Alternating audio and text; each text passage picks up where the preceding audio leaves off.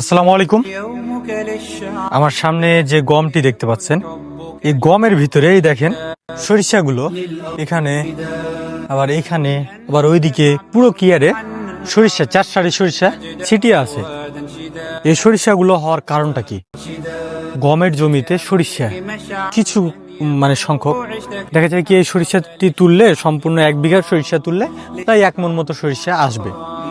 1 বিঘার গমের ভিতরে যে সরিষাটা হয়েছে, এই সরিষাটা আনুমানিক 1 মণ মতো হবে।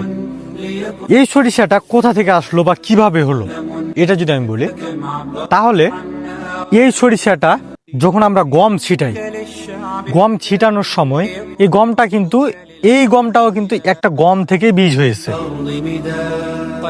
তো এই যে আমি ধরেন এই কিয়ারটা এই জমিটার গমটাকে বীজ আকারে ব্যবহার করব, এবছর বীজের জন্য রেখে দিব, আগামী বছর এটাকে গম আবার নতুন করে লাগাবো।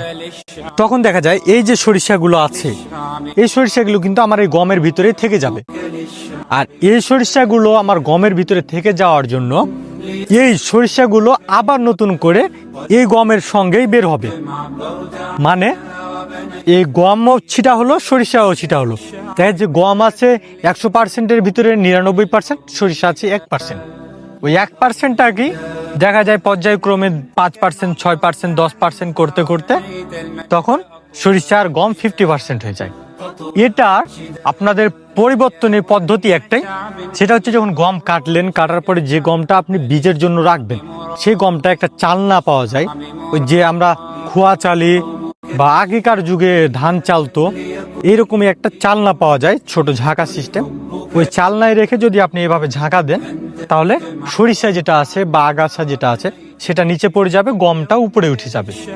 এর ফলে আপনার জমিতে শুধুমাত্র গম হবে, সরিষা হবে না, অন্য কোনো আগাছা থাকবে না। আপনারা এভাবে যদি গমের বীজ রাখতে পারেন, অবশ্যই পর্যাপ্ত পরিমাণ আপনার গমের বীজ থাকবে, শুধুমাত্র আপনি গমের বীজ পাবেন, সরিষা বা আগাছা আপনার জমিতে হবে না।